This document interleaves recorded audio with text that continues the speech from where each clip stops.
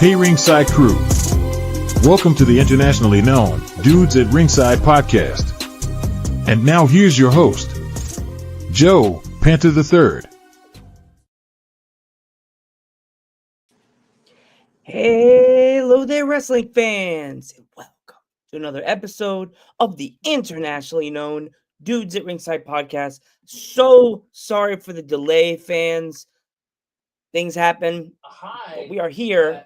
We went on our honeymoon and we wanted to, Hold on.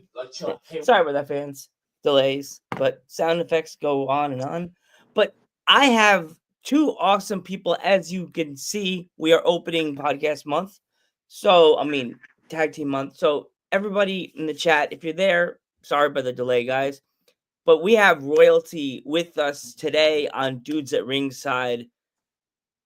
King and Queen of Wrestling. Welcome to Dudes at Ringside. Welcome to Dudes at Ringside. Welcome. Thank you. Thank you for having us. Thank you.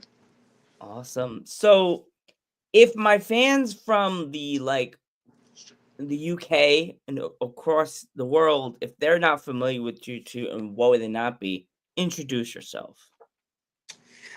So my name, I'm the King of New England, Brendan Michael Thomas, or BMT for short. And this is my queen, Ariel. Collectively, we are known as the Monarchy, the true sovereigns and rulers of wrestling in all of New England. We've been doing this for quite a while. This kingdom, this realm has belonged to us for quite a while. So if you don't know us, shame on you. We consider that treason. Shame. Awesome. So, individually, when did you two get into wrestling? Like, what was the first moment that you guys knew that wrestling was your thing? Like, when did you get into it? So mine was my first WrestleMania 4. I had the double tape VHS set, and that was that big WrestleMania title tournament. So man, when I saw Macho Man drop that elbow and win and hold the girl up at the end, I thought it was the coolest thing in the world, and I was only 4 years old at the time, so I knew that's what I was gonna do. Ooh, you two, the Queen of Wrestling. You're next. So my story is a little bit different. I did not grow up watching wrestling. However, I did originally live in Portugal, and back then, there was not many things on TV. And by some miracle, Sky Sports randomly came in, and that was my first experience with wrestling. Was actually watching Bret Hart, in a couple of his really famous matches that ended up being, some of his best matches of all time. So being introduced to him. And then when I moved to the U.S., my whole family moved over here. Then we started going to the local schools and we started watching, WWE like religiously. So I just fell in love with it once I got to see the whole thing. Originally, I would only see a match here and there, and it was really cool. But I didn't really get it. But then here, I was able to like follow it, and it was just fell in love with it, and that was it. Awesome. So, where did you guys, when you got into the business, where did you train and who trained you? So I was trained by Slick Wagner Brown out of Test of Strength Wrestling. They're based out of East Hartford, Connecticut right now. Slick was trained by Killer Kowalski out in Massachusetts. Yeah. Out of Massachusetts, and Slick is one of the legends in New England. He's wrestled all over the world, doing this for, God, I think 30 years almost. That's where I got my formal training. I trained a little bit here and there when I was younger, but really got my education from Slick, and he took out a lot of time to really make me into what I was today. And then obviously I had, some other trainers, Jose Perez, Bob Evans, who also big mainstays in New England, who really, took a liking to me and really were able to help me out and grow me to who I am today. Awesome. So, And then Ariel, for how me, about you? Were you trained under the same fashion? Like, where were you? Where were you trained? so he's from Connecticut. I'm from Massachusetts, and I actually started when I was 16, or I just turned 16, and it was actually just a local company. I went to a show, and they had a poster. And before I left, I pointed to the poster, and they said, "Hey, if you're interested, we have a tryout coming." I went to the tryout, and I wasn't even old enough yet to join the school.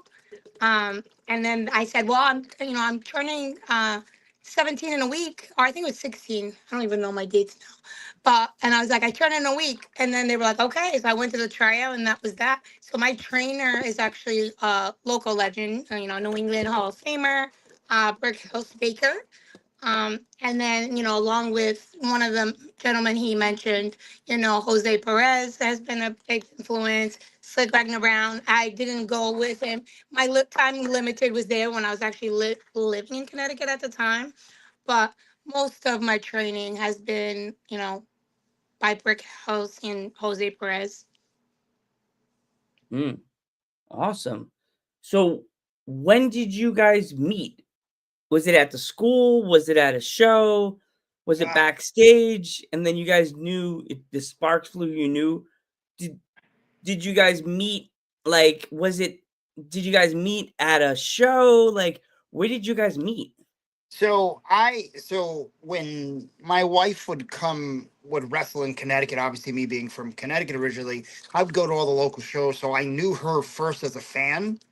I was a huge Ariel fan growing up. I actually had her poster on my wall growing up when I was a kid. So A stalker. yeah, so I really enjoyed New England indie wrestling, still do to this day. We formally met in 2007 at a outdoor show that was promoted by Bulldog Blansky, who was a close friend of ours, um, and a part of the wrestling community in Connecticut.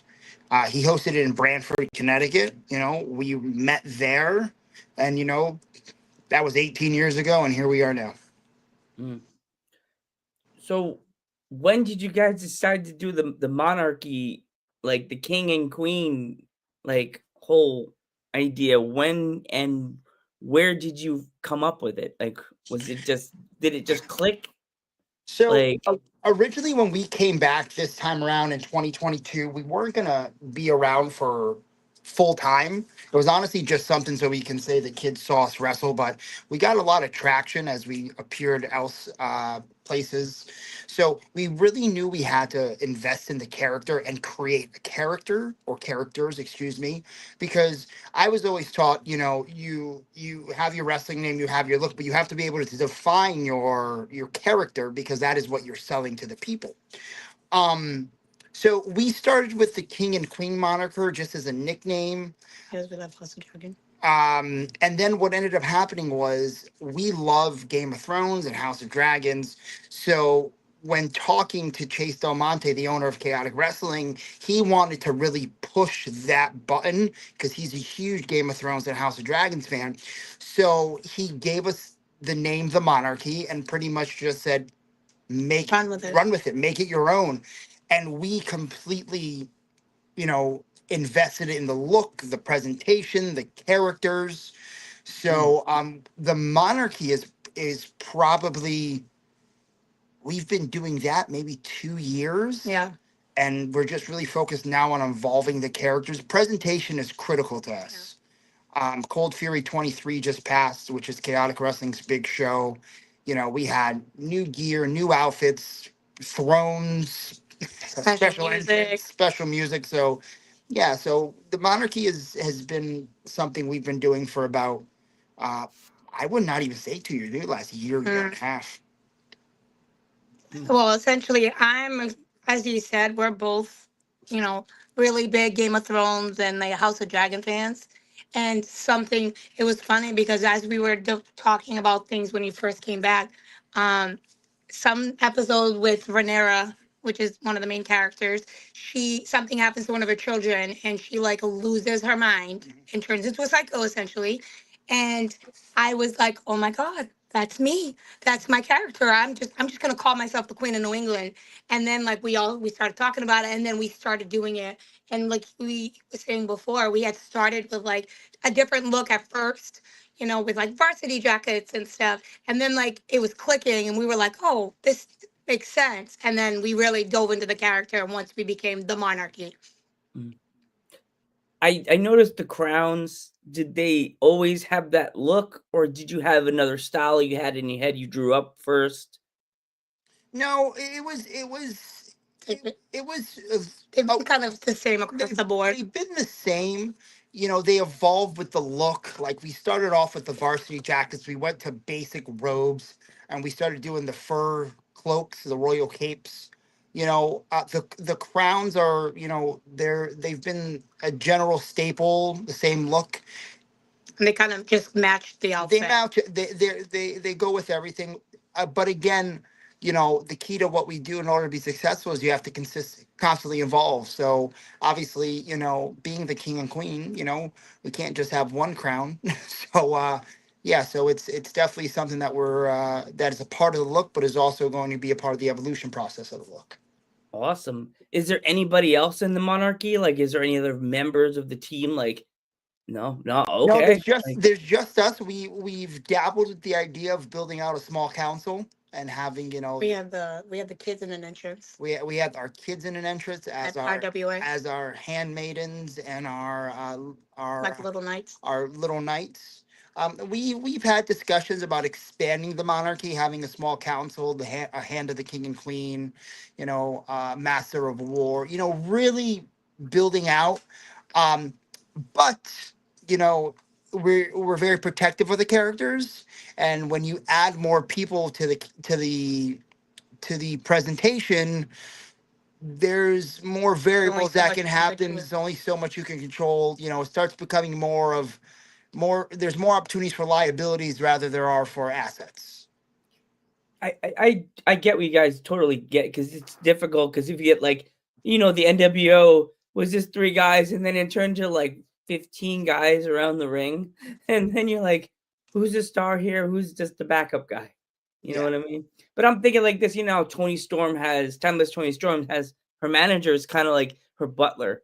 Like, Yeah. wouldn't it be kind of cool if you guys had like almost like a butler, like almost like an Alfred guy, like, oh no, the king and queen, or like have like a guy come out and he's like your manager, but he has like the horn, and then he's like do do do do, We, like to we, come we've, out and we've shoot the thought horn. We just kind of take over the security people. yeah, we take over the security people. Actually, we when really testing out and trying to work with the gimmick, we actually used to throw the security guard on the ground and use him as a pair of ring steps to get into the ring. So we've dabbled with having our own squire, kind of someone who is our like our au pair, Yeah. But again, the monarchy is constantly evolving, and Never know. you never know. Never say never. You never know what you'll see next. You got to stay tuned. You gotta, yeah, like that. You could also have like that guy. You ever watch that episode of The Office, when the guy walks in the room and they say the name, and then then what's up? What's name? He walks out of the room and he's like, Jim Halpert. Yep. Jim Halpert. Like, now introducing the king and queen of New England wrestling, and then you That walk back out, and we then we now said like, dang it, stay in the room. when we updated our music, we debuted it at Cold Fury 23, which was March 28th of last month. We actually now have the royal introductions introducing, Queen Ariel, first of her name, Queen of New England. We have that in the introduction now. So, there may be somebody to do it live on the bigger shows. You just have to wait and see. So, is there anywhere else in the East Coast that you guys, or pretty much around the country, that you guys want to expand to, that, or you just want to stay like local for a while? So New England has always been our bread and butter in a sense. It's our home. We're parents. We have a big family. So, when we're traveling and wrestling, we have to put into account our children and this, semantics about, having children and being wrestlers. So, at the end of the day, I like to know that I sleep in my own bed and my kids are asleep in the next room. So, Yeah. if the opportunity comes to travel and obviously go anywhere and do what we love to do, then yes. But at this point right now, we enjoy what we're doing in New England, and expanding around New England and working around New England works for us. So we're happy doing what we're doing, but if the opportunity ever presents itself and it works and makes sense, then we're always available. Right. We'd be open to the idea and whatnot. But it's just there's a lot of moving pieces and Yes. everything would have to kind of coincide because we do have 6 children, and we have real life jobs and all these things, so unless it all kind of was perfectly scheduled, it would be kind of difficult. So we have to put all of that into account before, we try to go much further. And also to be fair to our kids, because, they might not want to go, and be away from home for 3 days and because they're getting older too. We have our oldest are about to become teenagers in a Wow. few months. Yeah, so Well, congratulations to you on your kids. That's really cool. Do you, do you think you would want to have your kids trained in wrestling, or yeah. do you think they want to be wrestlers? We have some of our kids to talk about it. We were just recently at the New England Pro Wrestling Academy. That's the school Chaotic. for chaotic wrestling. That's owned by Chase Del Monte, Max Smashmaster, Brian Logan are the trainers there. And we brought our two youngest boys with us. And that's all they talked about in the car ride home was, hey, when we get old enough, we want to go to Yeah. Nepal and we want to train. Yeah. At the end of the day, And you help that. You're helping on yeah, right so here. and I run a class for a local promotion called New England Ring Gladiators. They're based out of New Bedford. I run their classes on Mondays and Wednesdays at their school. So, if that's what the kids want to do, and then gladly if they go about things the right way and they focus on things like education and what's important. If they have balance, absolutely, but never Right. gonna push them in a direction that they don't want to go towards or they don't feel passionate about. Right. We have at least out of the 6, there's at least 2 that I would say kind of already have the bug, and I've already talked about potentially wanting to do it in the future. So we always just tell them, whatever you guys want to do, if you want to do it like we did, great. If not, that's okay too. Mhm. You know, we're supportive either way.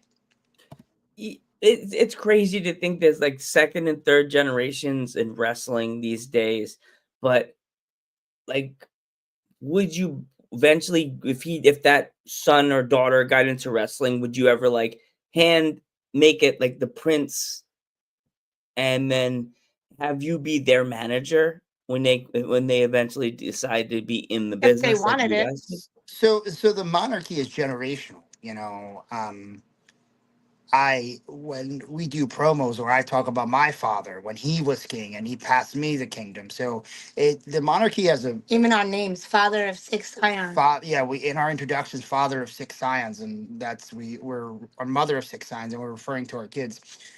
I think the monarchy character, if our family legacy lives on in wrestling with our children, absolutely 100%. They are the heirs to these thrones. So they will continue on the monarchy and go from there, and they will rule the realm as their kings and queens and prince and princesses when that time is right.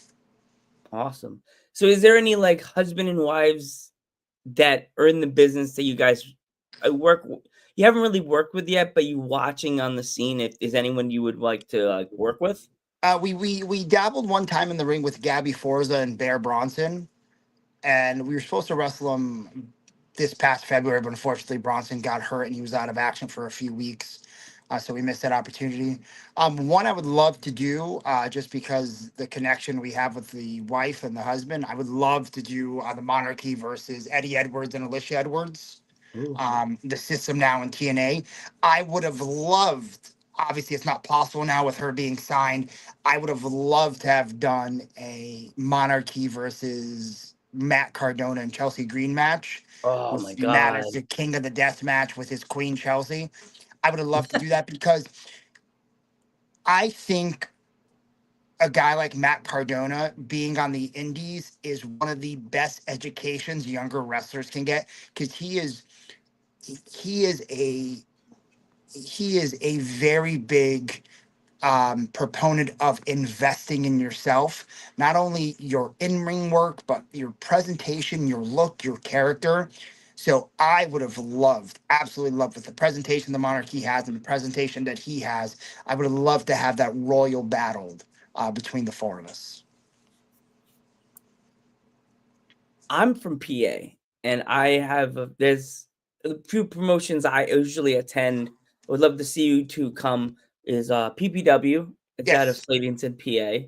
That's one of my peeps. Danny Moe is one of the wrestlers I always see. Is Sammy Chaos. She's Yep. another one that's on the roster. Women's title division's always open, Queen. Come in and take down. You gotta take down the she would kill me if I called her a dragon. But like take down Sammy Slay the Chaos. dragon. Sammy, don't kill me, please. My glasses break easily. I'm just these are made of plastic. Papa Panther would be so mad at me if you broke my glasses. I'll sit there like after Sammy Chaos breaks my glasses, I'm below her feet like what's his name from Home Alone. I'm like, No, Rob Schneider. she'll Oh, just that's be awesome. stepping on my hand. Ow. She's like, my dad would be like, he deserved it. Step Yeah. on his hand more. Ow.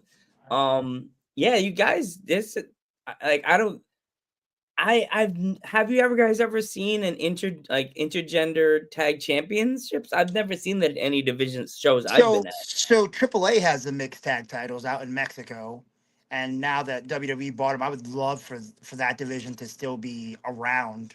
Now on that platform, we actually in Rhode Island, there's a promotion, RWA Renegade Wrestling Alliance, who is very near and dear to our heart. It's owned by T Phoenix, a very close friend of ours. We are actually hosting the finals of the first ever Monarchy Royal Invitational Tournament, where we took ourselves and seven other teams, no, And six all other teams intergender. of intergender tag teams, and competed over the last 3 months. And May 10th, in Johnston, Rhode Island, at a show appropriately named after the monarchy, Bend the Knee. We will have the finals of that tournament, and the winners of that tournament will be the king and queen representative of New England and take on any intergender tag team who would like to challenge them for that title. Oh wow, that's awesome! I want to wish you guys the best of luck in that tournament because, of course, the Monarchy is going to win that tournament, and you guys are going to be like the winners because it's your show. You know, you can't Exactly. king and queen can't lose their own show. Yeah. Right. We wouldn't Have you guys anyway. looked out Even at if it any wasn't our tournaments? tournament, we'd still win. Yeah, that's just how. Have you guys looked out at any tournaments out in like New England? Any other promotions if they're doing like a king and queen tournament, and then you guys can come out as heels and going. Like, remember Lawler beat up years ago, right? Mm-hmm. I think you were in it. What? Yeah, that's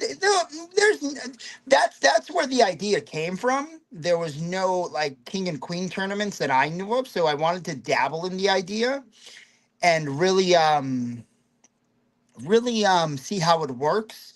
You know, A lot of the time, intergender matches were like an attraction match. yeah. Like it was always just an attraction match. And I think nowadays, especially with us doing the tournament and everything else, like the intergender matches are getting a lot more popular. And then not only that, but it also like, you don't just see two girls on the show with the one girls match. Now, you can add that little spice in there with another match. And the girls are mixing it up with the guys. So it's always makes for a good like dynamic. Absolutely, yeah.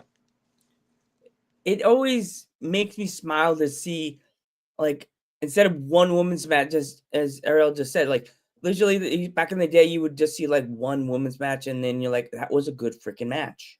Mhm. Like, I just saw these like when I was at PPW, they had Danny Moe versus Sammy Chaos, and the rest of the matches were great. I just kept talking to my friend like, did you see that spot they did with Sammy Chaos getting thrown through that door? The whole time I was obsessively saying, because I caught the clip as Sammy plowed through the door with poor Danny Moe all destroyed, and I was just watching the match going, oh my god, I can't believe I just got that clip. I was like, the clip. Every other match was fantastic. They put every match went great, but all I was talking about was the Sammy Chaos versus the Danny Moe match. The whole show. My dad's like, there's other matches we're watching right now, Joe, right? And I'm like, yeah, but that spot though. Mm-hmm. Ariel, have you ever heard of Bell to Bell in New Jersey? Yep. I do. It's run by Missy Sampson. Yes, friend of love mine. her. Yeah. One of my peeps. Yeah, when she was starting up with her first show, she we kind of like talked briefly, and for now, like it's hard because it's really far for us. Like I think it's like a 6 hour drive, and like I'm not gonna do that drive by myself. So like for us right now, it's just much easier if we just get booked together. Like we take bookings together for the most part. Like I think there's very few where one of us is busy with something in real life. So we don't. But so bell to bell, I would love to be a part of it, and I hope to someday be a part of it. Especially because she has a lot of really good talent there. And she's doing great things. I love how it's a female-owned company, and female booker, all that. I love to see because it's almost like a little baby Shimmer. Yeah, Because it's so I so love that. cool. Yeah, but I it's find it just like too really hard for cool us. that they're they have they've blown up. I've seen so many good things, so many wrestlers come out of there with the Shimmer too. Yeah, Like I watch a lot of I interview wrestlers from different states. So like Emily Locke from Florida yeah, has been in there, and she's been on Dudes at Ringside. T yeah, Gaines from Florida has been in there. Bella Snow, she's a Florida based wrestler. She's just a sweet girl. She's never been to New England yet, Bella Snow. She's very young. mm, Um if you look her up when we're done, she's such a sweet person. Like she's been on the podcast. Her mom, Mama Snow, if you're watching this, yes, you definitely got to go to New England, take on the Queen. It'd be kind of cool. See yeah, see Ariel versus the Queen of the Snow. yeah. She's not the You Queen, should but come she's up. just snow. She's snow. She's the Yeah, ice. You know, I like that. yeah. I know you Like should come up. I'm a Shimmer OG. I'm one of the originals from like the very first Shimmer show back in the day. So yeah. mm, that's awesome. Um, so if if there was anybody that wanted to follow you guys on your wrestling journey, is there any way they could find you on social media?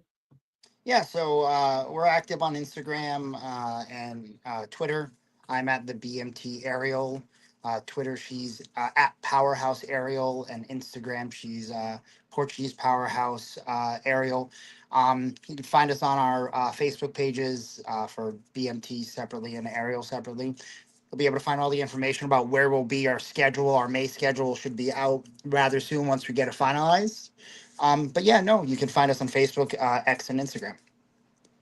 Awesome. If my fans want to pick up any Monarchy like merch, do you guys have any like stickers, T-shirts, anything like that? Yeah, absolutely. We always tell people the best way to best way to get merch is visit us at the live shows and pick it up from us directly. If you're looking to get something a little quicker or online, just shoot us a DM and we can go over everything that we Yeah. have. We have T-shirts. We have eight by T-shirts, 8 by tens. 10s. We have Wow. crowns, gear that we have. We have tons of stuff. So yeah, just reach out or visit us at one of our shows that's on our schedule and get all your Monarchy swag. Awesome. Is there any shows that you guys are doing upcoming? If anybody is in the New England area, they want to attend the show to meet the Monarchy. Yeah, What do you have so any shows? May 3rd will be this Saturday for Blood, Sweat, Tears Wrestling. Will be in Fairhaven, Connecticut, excuse me, at their show. And then the next week, like we mentioned, is the finals of the Monarchy Royal Invitational Tournament with RWA in Johnson, Rhode Island at the Johnson Rec Center. And then May 17th, New England Ring Gladiators at their new facility in New Bedford, Massachusetts. And then 31st, you're at Proving Ground. And then 31st, I am at Proving Ground, which is a Massachusetts-based company. Really, really stacked talent roster. Really good promotion. Work for, owned by a gentleman named Todd Graham. So May 31st, May Madness, which is their show where every match is no DQ. I will be there. Wow, that's pretty cool. You guys have a lot of stuff going on. That's pretty awesome. I commend you guys. You Thank guys you. are Thank you. really busy. Before we go, if there was any young like wrestlers, male and female, that are getting into the business, what kind of advice would you both have for them? So I think with them is I always, and I tell some of my students this, you have to be passionate about this. This is something that takes a lot of dedication and a lot of learning. Um, the learning never stops. You know, one of the best pieces of advice that I was given from a veteran was the moment you stop learning in this business is the moment you should hang up your boots. Every single time you get in the ring or get in a scenario where you'll be in a ring or you're watching somebody, you should be able to pull something of value or something new from that.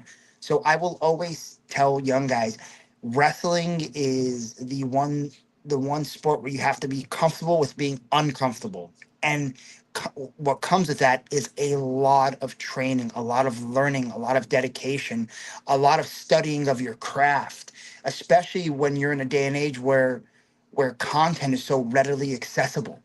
You know, if I want to do tape study on a brand new opponent, I'm on YouTube and 5 minutes later I got 5 or 6 of their matches. So I always tell young guys and girls, be prepared, but always be ready to learn because it's always going to be there. And you can never be a good wrestler wrestling once a weekend, once a month. You have to train, train, train. You have to always be ready, you know, stay ready so you don't have to get ready. So being prepared to commit to this and have the most output, be dedicated, be passionate, but also have a balance between your wrestling life and your real life.